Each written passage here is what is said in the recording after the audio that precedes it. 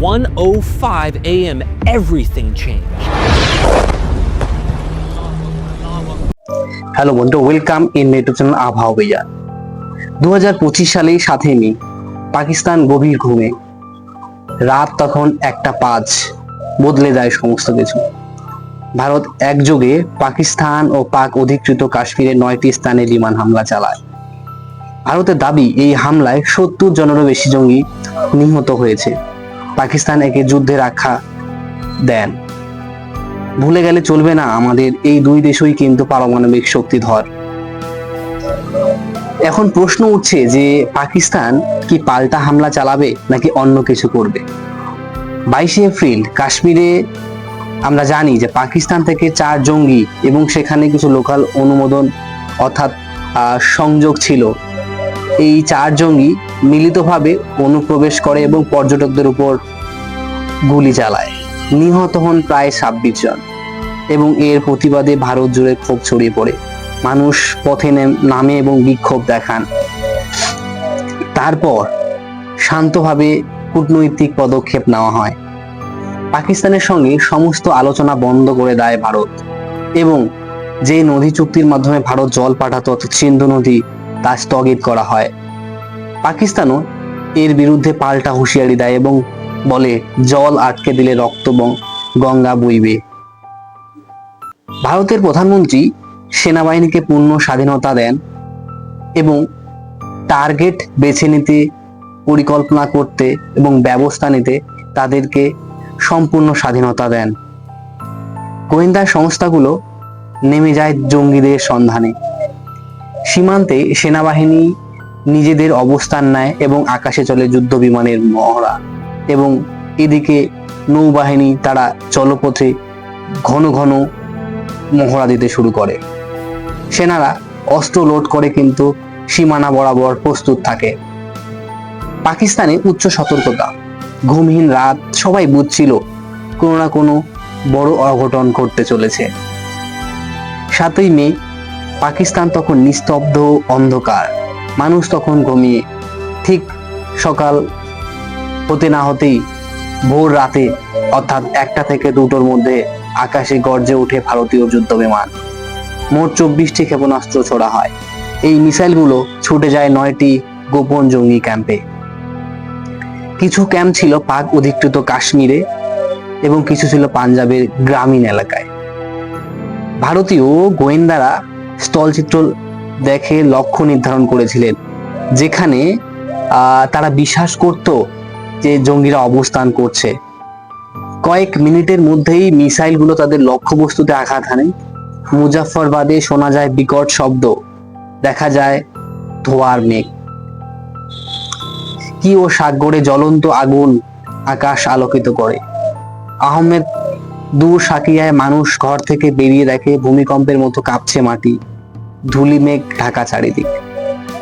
ভারতীয় সেনা দাবি করে এই হামলাগুলো শুধুই জঙ্গি ক্যাম্পে, কোনো ঘরবাড়ি, স্কুল, সেনা ক্যাম্পে নয়। আহতরা যেন সাধারণ মানুষ না হন তা নিশ্চিত করে এই হামলা করা হয়।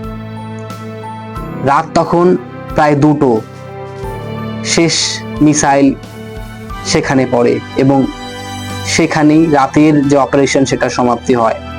ভারতীয় কমান্ড সেন্টারে সেনারা কিন্তু স্ক্রিনে নজর রাখছিলেন। সমস্ত কিছু পরিকল্পনা মাফিক এবং নিখুঁত ভাবে হয়েছে। পাকিস্তানের প্রতিক্রিয়া আসে দ্রুত এবং তীব্র। এয়ার সাইরেন বেজে ওঠে শহর জুড়ে। সেনারা দৌড়ে যায় পোস্টে, রাডার সক্রিয় হয়, আকাশ পর্যবেক্ষণ তারা শুরু করে। মানুষ আতঙ্কে জেগে উঠে, কেউ বেসমেন্টে, কেউ রাস্তায় ছুটে দৌড়দৌড়ি করে। সেই রাত যেন ঘুমহীন কেটেছে পাকিস্তানের। সকালে সমস্ত খবর ছড়িয়ে পড়ে। ভারতের দাবি 50 জনেরও বেশি জঙ্গি নিহত হয়েছে। পাকিস্তান একে যুদ্ধ কাজ বা যুদ্ধ বলে আখ্যা দেন এবং খুব তাড়াতাড়ি এর প্রতিশোধ নেওয়ার হুঁশিয়ারি দেন।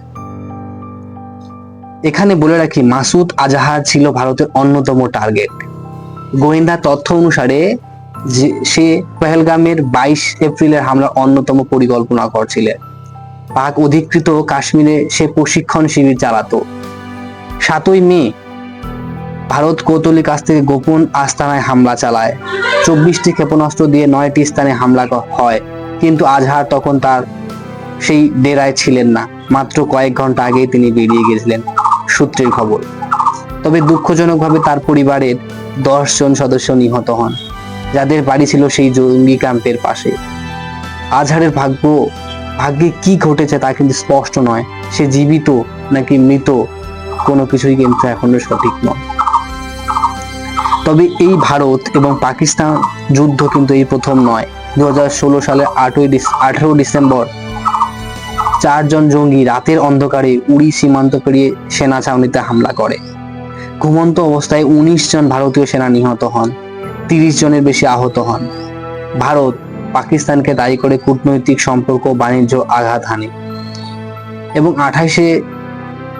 29 সেপ্টেম্বর ভারত চালায় সার্জিক্যাল স্ট্রাইক, সেটা আমরা প্রত্যেকেই জানি।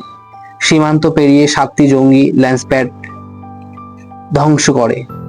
বিশেষ বাহিনী গভীর রাতে পাহাড় ডিঙিয়ে ক্যাম্পে পৌঁছে বিস্ফোরক ও গ্রেনেড দিয়ে আক্রমণ করে এবং সেনারা নিরাপদে দ্রুত ফিরে আসে। 29 তারিখ সকালে ভারত ঘোষণা করে লঞ্চপ্যাড ধ্বংস, অনেক জঙ্গি নিহত, কোনো ভারতীয় হতাহতের খবর নেই। পাকিস্তান একে কিন্তু অস্বীকার করে, বলেছে এই দাবিগুলো মিথ্যে। বাট আমরা জানি সকলেই যে পুরোটাই সত্যি এবং সেখানে অনেক জঙ্গি নিহত হয়েছে। এবং সেই সময় অনেক বিশ্ব নেতা উদ্বেগ প্রকাশ করেন।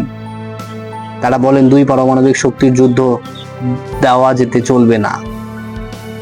বাট পাকিস্তান বরাবর যেভাবে জঙ্গির গোষ্ঠী পোষণ পালন করেন, সেক্ষেত্রে এখানে এর শেষ নয় বলে আমি আশা করি।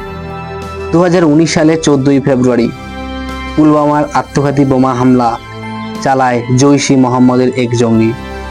সিআরপিএফ এর কনভয় লক্ষ্য করে গাড়ি বিস্ফোরণ ঘটায়। 40 জন জওয়ান শহীদ হন এবং 60 জনের বেশি আহত। এই হামলা কয়েক দশকের মধ্যে সবচেয়ে ছিল ভয়াবহ। 26 ফেব্রুয়ারি ভারত চালায় অপারেশন সুইফট রিটোর্ট। অন্ধকারে ভারতের মিরাজ 2000 যুদ্ধবিমান সীমান্ত পেরিয়ে বালাকোটে জৈশ-ই ক্যাম্পে বোমা ফেলে। ভারতের দাবি, যখন পুলওয়ামায় হামলাকারীদের প্রশিক্ষণ দেওয়া হতো সেই ক্যাম্প ধ্বংস হয়েছে। পাকিস্তান পাল্টা আকাশে বিমান পাঠায়। সংক্ষিপ্ত ডগফাইটে ভারতের একটি MiG-21 বিমানে গুলি লাগে, পাইলট বন্দী হয়। তবে 2 দিনের মধ্যে পাকিস্তান সেই পাইলটকে ফেরত পাঠাতে বাধ্য হন। এবার মেইন ঘটনা 2025 সালের 7ই মে, অপারেশন সিঁদুর। হিন্দু সংস্কৃতিতে স্বামী স্ত্রীকে সিঁদুর পরিয়ে দেন ভালোবাসা ও বিবাহের প্রতীক হিসাবে। এই নামটি এক শহীদ স্বামীর স্ত্রীর স্মৃতি শ্রদ্ধা হিসাবে। তার স্মৃতিতে সিঁদুর এখন শোকের প্রতীক। ভারত স্পষ্ট করে বলেছে এই হামলা পাকিস্তানের বিরুদ্ধে নয়, শুধুই জঙ্গি শিবির লক্ষ্য করে। কোনো বেসামরিক এলাকা বা সেনাঘাঁটিতে এই হামলা চালানো হয়নি। তবে পাকিস্তান থেমে থাকেনি। ইসলামাবাদে রাত দিন জরুরি বৈঠক চলছে। তারা করিয়ে দিয়ে বারবার দিচ্ছেন, আমাদের পারমাণবিক অস্ত্র শুধু সাজিয়ে রাখার জন্য নয়। তারা শুধু একটি অজুহাত, বারবার পারমাণবিক অস্ত্র। সেই অস্ত্রে বারবার ভয় দেখিয়ে চলছে। অপারেশন সিঁদুরের কিছুক্ষণের মধ্যে পাকিস্তান পাল্টা হামলা চালায়। 8ই মে পাকিস্তান ড্রোন ও ক্ষেপণাস্ত্র পাঠায় শ্রীনগর, জম্মু ও অমৃতসরে। ভারতের প্রতিরক্ষা ব্যবস্থা মিসাইল ধ্বংস করে এবং ধ্বংসাবশেষ সংরক্ষণে নেওয়া হয়। এরপর ভোরে ভারতীয় বিমান বাহিনী পাকিস্তানে রেডার স্টেশন ধ্বংস করে। লাহোরের কাছে রেডার ধ্বংস হয়। সীমান্তে পুঞ্চ ও রাজগৌরি গ্রামে মর্টার ও গোলাবর্ষণ চালানো হয়। স্থানীয় প্রশাসনের সূত্র অনুযায়ী অন্তত 15 জন বেসামরিক নাগরিক, তাদের মধ্যে একজন নারী ও শিশু আছে, নিহত হয়েছেন এবং আহত প্রায় 40 জনের উপরে। ভারতের সেনাবাহিনীর সতর্ক অবস্থানে প্রতিটি পদক্ষেপ নজরদারিতে। প্রধানমন্ত্রী জানিয়েছেন, শান্তি চাই, কিন্তু আত্মরক্ষায় একটু দ্বিধা করা চলবে না।